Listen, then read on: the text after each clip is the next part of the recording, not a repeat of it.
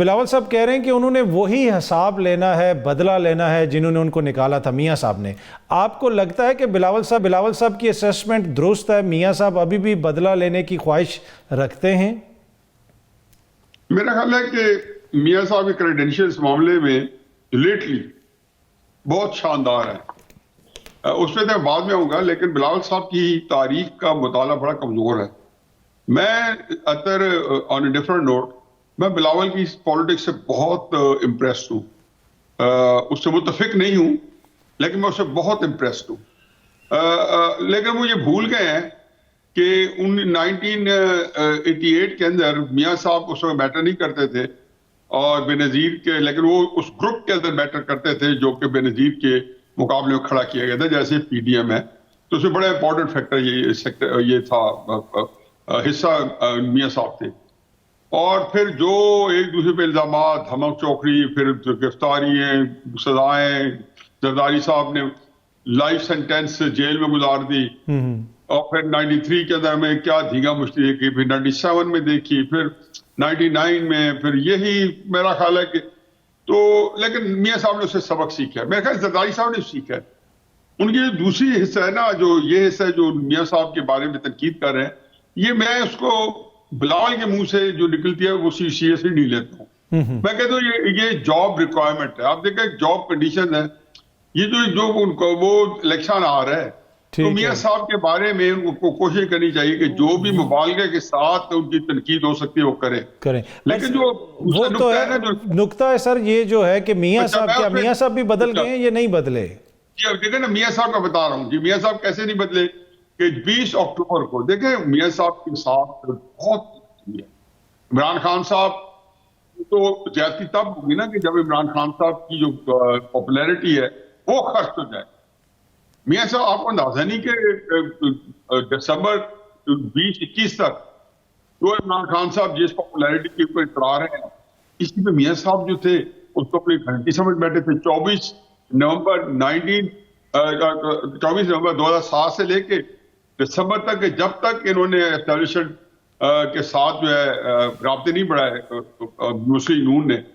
लेकिन मियाँ साहब ने जब 20 अक्टूबर गुजरांवाला में जब जलसे में तकरीर की पहली बड़े अरसे बाद उनका पहला पब्लिक एड्रेस था, मार्च 1918 के बाद, तो क्या पहला फिक्र कहा था कि मैं इमरान खान साहब से कोई जो है ना, इमरान खान से के साथ मेरा कोई झगड़ा नहीं है। हैरान रह गया।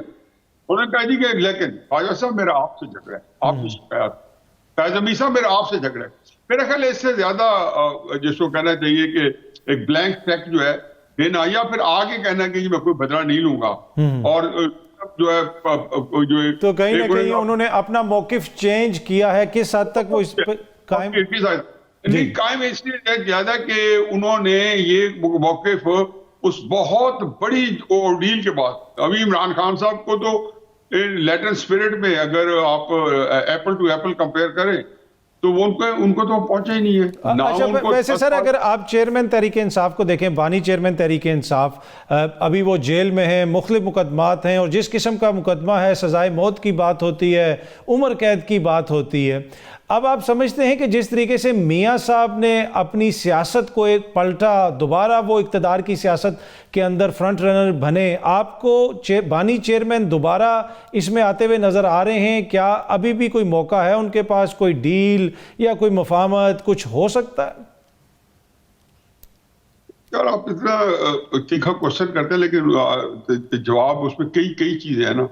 पहली बात तो ये है कि जब इमरान खान साहब आ गए पावर में, तो मैं 2 मुलाकातें की जो मेरे ख्याल है कहीं इस तरह जिक्र नहीं हुआ, शायद किसी कॉलम मैंने जिक्र किया।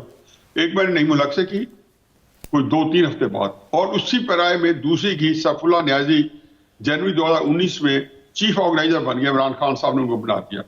तो मैं उसी हेस में, उसी अर्जेंसी के साथ मैं उनको मिला। दोनों को मैंने एक ही बात कही, मैंने कहा यार इसको सब कुछ मिल गया है, लेकिन बहुत बड़े ट्रैप में है। खुदा के वास्ते इससे कहो कि जो मुस्लिम नून पीपल्स पार्टी और फजल रहमान वगैरह है, ये इसके हफासी पुश्ते हैं, ये इसका बुलवाक है।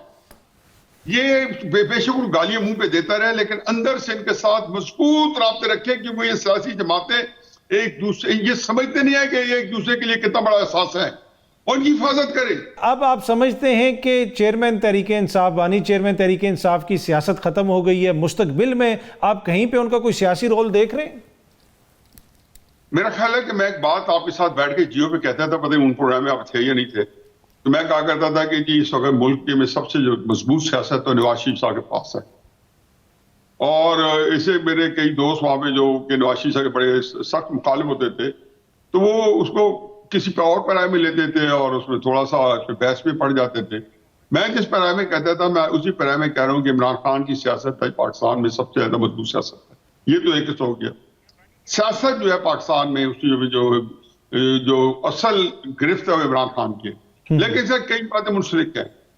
ये मैं कॉलमों में लिख रहा हूं कई महीनों से कि ये इमरान खान ने फैसला करना है कि उन्होंने इससे अपनी मजबूत सियासत का फायदा उठाना या नहीं उठाना।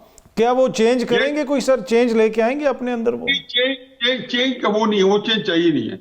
मैं जब कहता हूं कि बाकी सारे इररिलेवेंट है, तो मतलब ये नहीं है कि वो एग्जिस्ट नहीं करते या वो पॉपुलर नहीं है। मेरा मतलब बिल्कुल कुछ और है कि एक कोई फैसला मेरा और अतर के दरमियान जो एक लॉन्ग ड्यूल चल रही है, ये सेटल होगी तो फिर पता चलेगा कि मैं हम में से किसने जाके दूसरे के साथ लड़ना है या नहीं लड़ना है, या मुफाहमत करनी है, जोड़ कर। ठीक, अच्छा इमरान खान दूसरा एक और बात है, प्लीज इमरान खान साहब के पास अपनी किस्मत का फैसला अपने हाथ में है।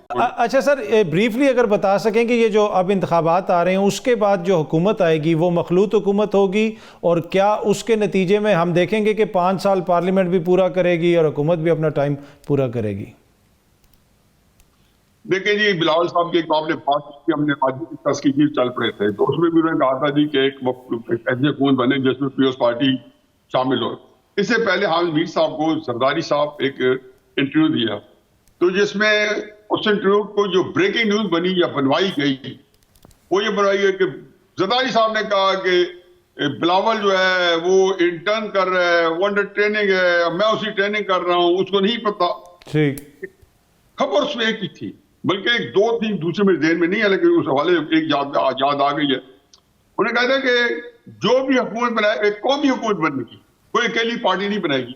तो मैंने फौरन ही अपने दोस्तों को कहा कि ये इंटरव्यू फॉर्मेट की है, ठीक साहब ने ये पैगाम देने के लिए इंटरव्यू किया और चंद बातें टेलीविजन के साथ उसके बाद देखा कि टेलीविजन का रवैया सिंध के अंदर तब्दील हो गया, बलूचिस्तान उसके बाद जरदारी साहब के हवाले कर दिया गया, सरदार मुफ्ती क्या और जो बजंजो चीफ एक्स चीफ मिनिस्टर बजंजो क्या और फैसल वॉर का क्या, एक जमे गफीर है जो की तरफ दो सूबों का सिंध और बलूचिस्तान का उनकी तरफ राग़िब हो गया। तो ये है कि जिसमें कौमी हुकूमत को बिलावल साहब यही कर रहे हैं।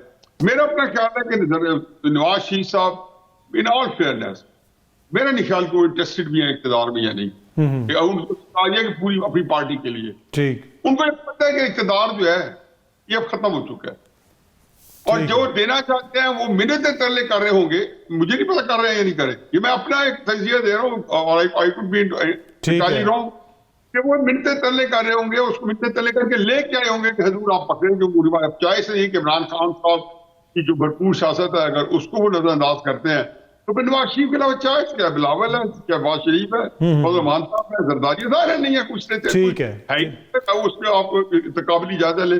तो इसलिए एक बड़ी कैच 22 सिचुएशन है, इलेक्शन होंगे तो भी बड़ी खराबी सूरत मुझे सूरत नजर आती है, और ना हुए तो उससे बड़ी बर्बादी नजर आती है।